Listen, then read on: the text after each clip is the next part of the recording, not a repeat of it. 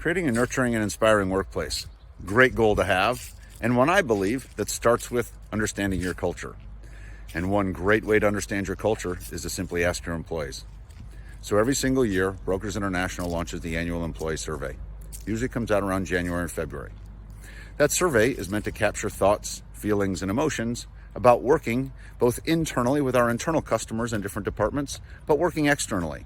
How's our functionality? How is the management? How is communication?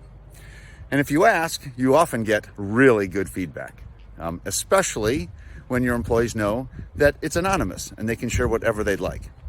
And I'll tell you, those employees share.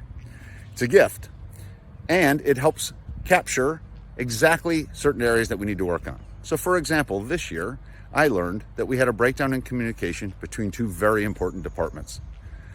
That breakdown, unfortunately, was leading to miscommunication, a lack of trust, a lack of accountability, and ultimately low morale. Low morale is the last thing anybody wants in an organization, and one that should be addressed immediately.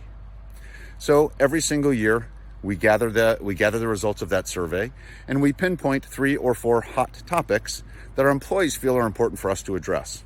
So this year, we attacked that lack of communication, lack of trust, lack of accountability, and created a plan to address those specific needs. Not only was that communicated to the employees, but the plan was communicated and what we believe the outcome of that plan would be.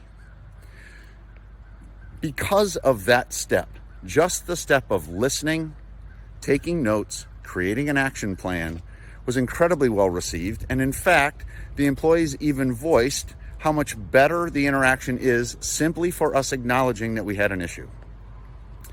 So create a nurturing and inspiring workplace starts with asking and then listening. Hopefully, you'll ask your employees and you'll listen and put a plan in place.